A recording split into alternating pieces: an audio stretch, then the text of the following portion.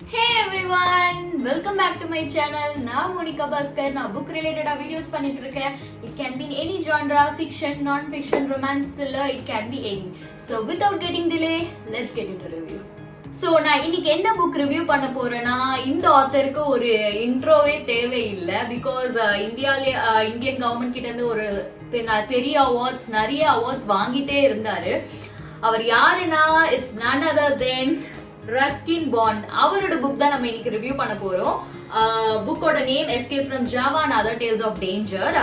இந்த ஆத்தர் பத்தி சொல்லணும்னா, he is one of the main reason children literature இந்தியால growth ஆனதுக்கு.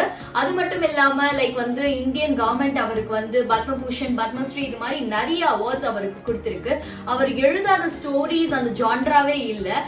வந்து ஃபிக்ஷன், நான் ஃபிக்ஷன், நாவலா, ஆட்டோபயோகிராஃபி, சில்ட்ரன் புக்ஸ், டேல்ஸ் இது மாதிரி சொல்லிட்டே போலாம். அவர் எல்லாத்துலயும் எழுதியிருக்காரு. இது ரொம்ப ஃபேமஸ் ஆனதா இந்த சில்ட்ரன்ஸ் புக்ஸ்லாம் ரொம்ப ஃபேமஸ் ஆச்சு அவரோட புக்லாம். ஸோ இந்த வீடியோ வந்து ஒரு குவிக் ரிவ்யூவா இருக்க போகுது. ஸோ இந்த புக்கை வந்து நம்ம குவிக்கா ரிவ்யூ பண்ணிட்டு இதுல என்ன இருக்குன்றத பார்ப்போம். இந்த புக்ல ஆத்தர் வந்து 5 ஷார்ட் ஸ்டோரிஸ் தான் எழுதியிருக்காரு. அந்த ஷார்ட் ஸ்டோரிஸ்ல என்னன்னு பாத்தீங்கன்னா, earthquake, riding through the flames, அப்புறம் வந்து flight of pigeons, escape from java and last one வந்து சீதா and the river. இந்த 5 ஷார்ட் ஸ்டோரிஸ் தான் இந்த புக்ல எழுதியிருக்காரு. ஃபர்ஸ்ட் ஸ்டோரி என்னன்றத பாப்போம். எர்த்குவேக்ல அவர் இந்த ஸ்டோரி என்ன சொல்ல வருதுன்னா, ஷிலாங்ன்ற ஒரு சிட்டி நார்த் ஈஸ்ட் இந்தியால ஒரு ஃபேமிலி இருக்காங்க. ஒரு தாத்தா பாட்டி, அவங்களோட 2 கிராண்ட்சன், ஒரு கிராண்ட் டாட்டர். அவங்க ஒரு ஹாப்பியா லீட் பண்ணிட்டு இருக்காங்க லைஃப்ல. திடீர்னு அங்க பாத்தீங்கன்னா எர்த்குவேக் வருது. அந்த சிட்டில பார்த்தோன்னா மொத்த சிட்டியுமே ஃபுல்லா கொலாப்ஸ் ஆயிடுது. கொலாப்ஸ் ஆயிட்டு நிறைய பேர் இறந்து போயிடுறாங்க. ஃபுல்லா அவங்க இருந்த வீடு டிஸ்ட்ராய் ஆயிடுது. பட் ஃபார்ச்சுனேட்லி இவங்க ஃபேமிலி வந்து சேஃப் ஆயிடுறாங்க. சோ இதுக்கு மேல இந்த ஸ்டோரி என்ன சொல்ல வருதுன்னா, அவங்க வந்து அதே சிட்டில இருக்காங்களா, இல்ல அந்த சிட்டியை விட்டுட்டு போறாங்களா? பிகாஸ் அவங்களோட நெய்பர்லாம் வந்து சிட்டியை வந்து விட்டுட்டு போயிடுவாங்க. பிகாஸ் நிறைய நியூஸ் வரும், திருப்பி எர்த்குவேக்லாம் வருதுன்ட்டு. ஏன்னா அவங்க தாத்தாக்கு வந்து இது மாதிரி மவுண்டன்ஸ் அந்த மாதிரி ஹில்ஸ்ல இருக்கிறதுலாம் ரொம்ப பிடிக்கும். ஸோ இந்த டிசிஷன் அவங்க என்ன எடுக்கிறாங்க, இதுக்கு மேல அவங்க லைஃப்ல என்ன நடக்க போகுதுன்றது தான் இந்த ஷார்ட் ஸ்டோரி சொல்லுது. இந்த செகண்ட் ஷார்ட் ஸ்டோரி எப்படி ஸ்டார்ட் ஆகுதுன்னு பாத்தீங்கன்னா, ரைடிங் த்ரூ தி ஃபிளேம்ஸ். இந்த ஸ்டோரி நேம் வந்து ராமின்ற ஒரு பையன் அவன் ஃப்ரெண்டோட இருக்கான். நைட்டு அவங்க ஃப்ரெண்டு சொல்றாங்க, நீ நைட்டு ரொம்ப நைட் ஆயிடுச்சு, ஃபாரஸ்ட். ஏன்னா ரோமியோட வீடு வந்து ஒரு ஃபாரஸ்ட் ஏரியாவை தாண்டி ஒரு பிரிட்ஜ் கடந்து போனோம், அதுக்கப்புறம் தான் அவங்க வீடு வரும். பட் அவன் சொல்றான், என்னால இந்த நைட் இருக்க முடியாது, பிகாஸ் எங்க அப்பா உடம்பு சரியில்லை, நான் போய் மாத்திரை தந்தே ஆகணும்னுட்டு. அப்போன்னு பார்த்தா அங்க தெரியுதா, அவன் போற ஃபாரஸ்ட் ஏரியா வந்து கொஞ்சம் அங்க நெருப்பு எப்படி ஃபாரஸ்ட் வந்து ஃபயர் பிடிச்சிட்டு இருக்க மாதிரி லைட்டா புகை வருது. இது பார்த்தோன்னா அவன் ஃப்ரெண்டு, நீ இருந்துரு அப்படின்னு சொன்னோன்னே, இல்ல நான் போறேன், நான் அதுக்குள்ளே போயிடுவேன், ஜஸ்ட் ஒரு 40 மினிட்ஸ் தான், நான் டக்குன்றக்குள்ள போயிடுவேன் அப்படின்னு சொல்லிட்டு போறான். போகும்போது ரொம்ப ஃபயர் வந்து ரொம்ப அதிகமாயி நிறைய அவன் போற வழியில நிறைய ஹர்டில்ஸ் வருது. அப்போ நடுவுல வந்து அவனோட பக்கத்து நெய்பர்ஹுட் ஒரு சின்ன பையன் தேஜுன்ற ஒரு பையனை மீட் பண்றான். அவனும் ஏதோ ஒரு காரணத்துக்காக அங்க வந்து மாட்டிக்கிறான். மாட்டிட்டு இவங்க 2 பேரும் இந்த ஹர்டில்ஸ், இந்த ஃபாரஸ்ட் ஃபயர், அங்க இருக்க அனிமல்ஸ் எல்லாமே தாண்டி அந்த பிரிட்ஜை தாண்டி அவங்க சேஃபா போய் சேர்றாங்களா தான் இந்த ஸ்டோரி சொல்லுது. Third short story, flight of pigeons எப்படி ஸ்டார்ட் ஆகுதுன்னா, ஒரு ரிவால்ட் வந்து பிரேக் அவுட் ஆகுது எங்கன்னா மீரூட்ல. அப்ப வந்து இந்தியன் சிப்பாய்ஸ்லாம் பிரிட்டிஷ் அவங்க ஃபேமிலி எல்லாம் தேடி கண்டுபிடிச்சு கொள்றாங்க, அது மாதிரி பண்ணிட்டு இருக்காங்க. அப்போ வந்து ஒரு பிரிட்டிஷ் ஃபேமிலி தன்னை ப்ரொடெக்ட் பண்ணிக்கிறதுக்காக வழி தேடிட்டு இருக்கும் போது அவங்க பங்களாலே ஒரு இந்தியன் சர்வெண்ட் வேலை பாக்குறாங்க. அந்த ஃபேமிலி ரொம்ப ஃப்ரெண்ட்லியா இருக்காங்க. வந்து அவர் சர்வெண்ட் ஒரு இந்தியன் பார்க்காம ரொம்ப தனக்கு சமமா நடத்துறாங்க. சோ அதுக்காகவே அவருக்கு அந்த ஃபேமிலி மேல ரொம்ப பாசம் இருக்கும். சோ இந்த நடுவுல இவ்வளவு பிரச்சனைக்கு நடுவுல அவர் வந்து தன்னோட நன்றி விசுவாசத்தை அந்த ஃபேமிலிக்கு வந்து காட்டுவாரு. அவங்களை யாரும் பார்க்காத மாதிரி தன்னோட வீட்டுக்குள்ள பதுக்கி வச்சுப்பாரு.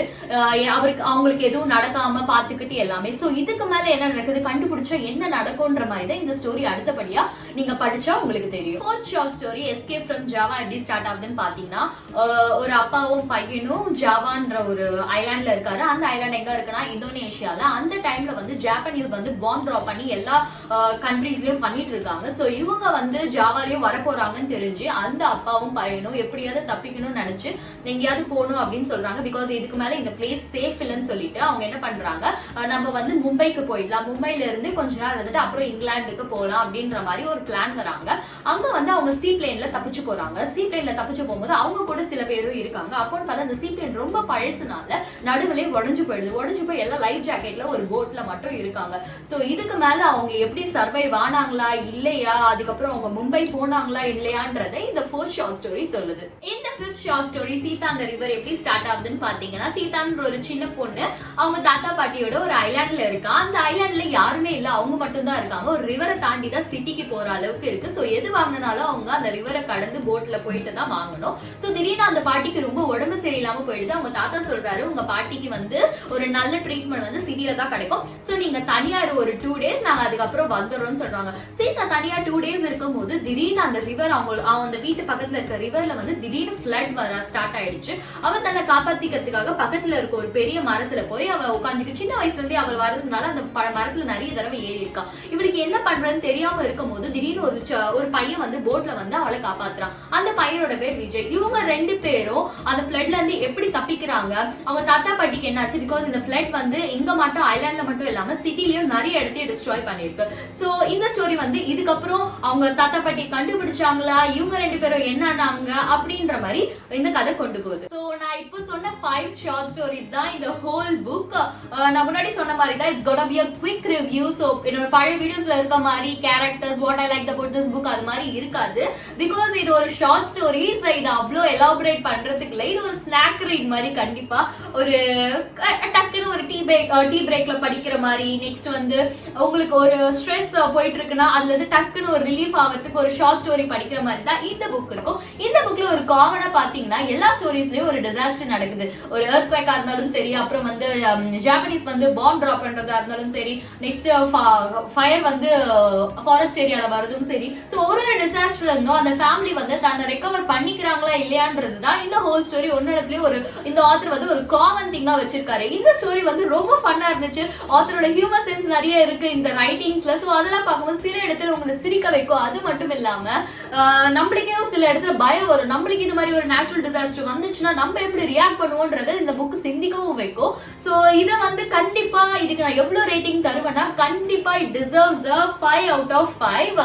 It's a cool read. டக்குன்னு படிக்கிறதுக்கு ரொம்ப ஈஸியான புக். சில்ட்ரன்ஸ்ல இருந்து அடல்ட்ஸ் வரைக்கும் யார் வேணாலும் படிக்கலாம் இந்த புக்கை. அது மட்டும் இல்லாம எனக்கு ரொம்ப ரொம்ப பிடிச்ச ஸ்டோரி என்ன சொல்லணும்னா, The சீதா அந்த ரிவர் எனக்கு ரொம்ப பர்சனல் ஃபேவரட்டா இருந்துச்சு அந்த ஸ்டோரி. அடுத்தபடியா எனக்கு ரொம்ப பிடிச்சிருந்தது எர்த்குவேக்கும் எனக்கு ரொம்ப பிடிச்சிருந்துச்சு. எல்லா ஸ்டோரியும் ரொம்ப நல்லா இருந்துச்சு. பட் என்னோட பர்சனல் ஃபேவரட்டா இது டாப் 2-ஆ இருந்துச்சு.